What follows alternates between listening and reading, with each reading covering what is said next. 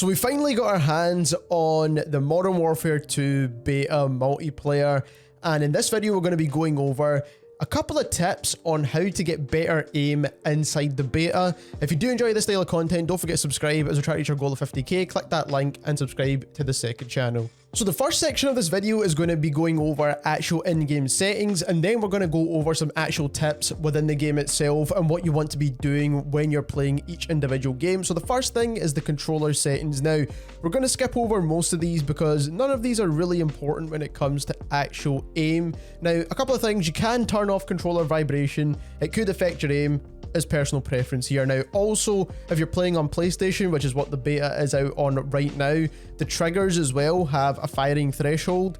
I usually turn this off just so that your haptics are not throwing you off your aim as well. So anything vibration related, I tend to turn it off, but if you do like the kind of more immersive feel, you could definitely do that. Now, when it comes to actual sensitivity, so aiming, horizontal and vertical stick sensitivity, I have set to 6. Now, in my personal opinion, 5, 6 and 7 are the best range for kind of sensitivity in a first-person shooter, well, especially in Call of Duty, that is. I've always recommended this when it comes to Warzone or Cold War or Vanguard even, and it's worked very well for me from all of those games, so definitely the ones I would recommend. Keep the horizontal and vertical the same, by the way.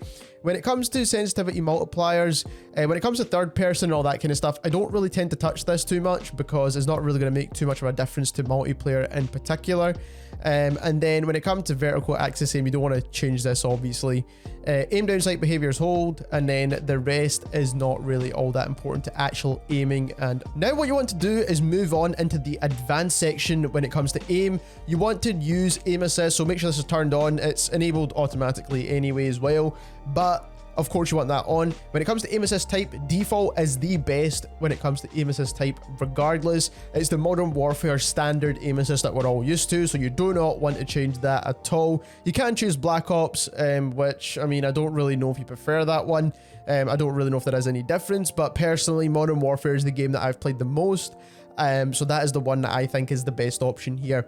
Now, when it comes to response curves as well, dynamic is definitely the best aim response curve. Now, this is going to make it so it's easier to snap between enemies. It will still give you that slowdown when you approach a target. Now, ADS multiplier focused, I leave that set to 1 because the reason why I talk about this is that when you do go for the actual more in-depth sensitivity per zoom, you actually want to fine-tune this one.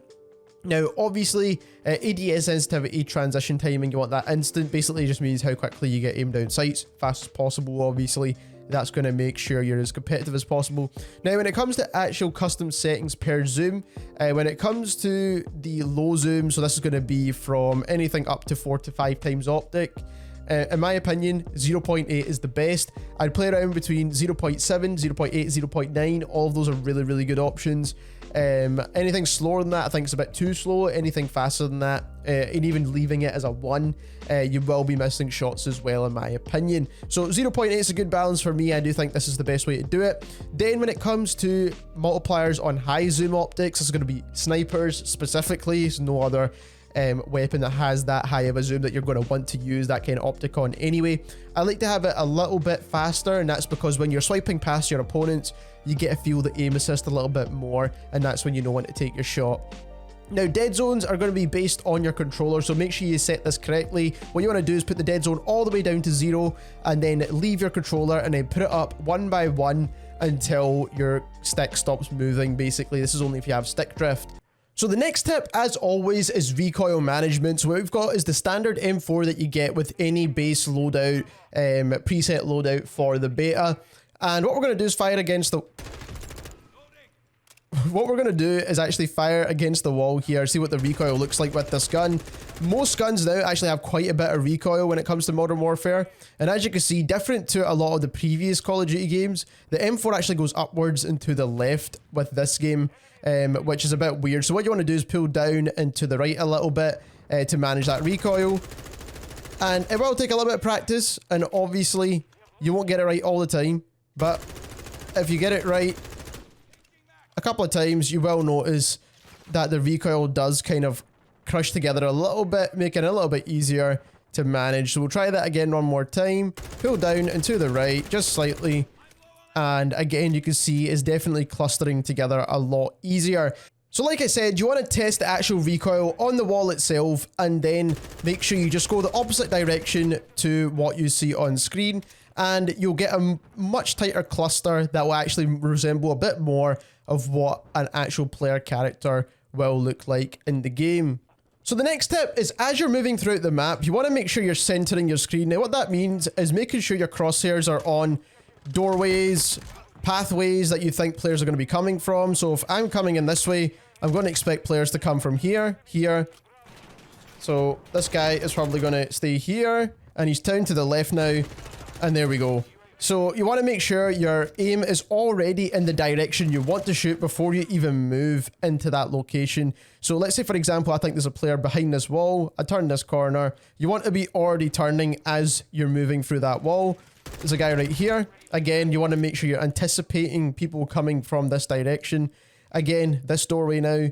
Again, this pathway now.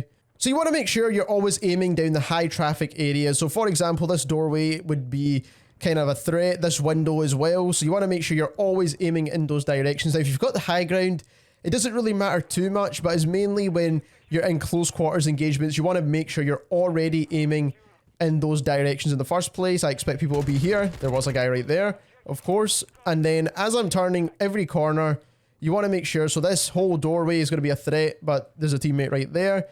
And again, in this doorway, as soon as I turn this corner, you want to be already turning as you're doing these movements, just to make sure you've got the upper hand on your enemies. Again, when I turn this corner, you want to be turning before you actually approach. So you've probably heard a lot of people actually say that Modern Warfare 2 has a lot more recoil than Modern Warfare 1. And this is very true in this game, and you still get the option to mount with this game. So just definitely make sure you take advantage of it when you can, because you can actually get ridiculously easy kills like that just there. If you're mounting your weapon, super easy kills, because it gives you pretty much no recoil on your weapon as well. So mounting just makes it absolutely easy. So combining mounting with all the other tips that I've given you as well, make it just super easy to get kills in this game. Especially if you know what you're doing. So like I said, getting those mounting kills. And the last tip I do want to point out, it's a kind of difficult one, especially if you've just started playing the beta today, which is the open beta available for PlayStation 5 players. And that is, make sure you're using some clean sights. So whether it's iron sights, whether it's optics, just make sure you're using clean optics, just like this one, which is actually the base optic on the M4 that you get straight away. But make sure you use those, because it allows you to see where the opponents are when you actually aim down sight. You don't want something that's clogging up your screen too much, taking up a lot of real estate for no reason. So there we have it. Those are my 5 tips to get better aim inside Modern Warfare 2's multiplayer. If you do enjoy this video, don't forget to subscribe as we try to reach our goal of 50k. Click that link and subscribe to our second channel, and thank you very much for watching.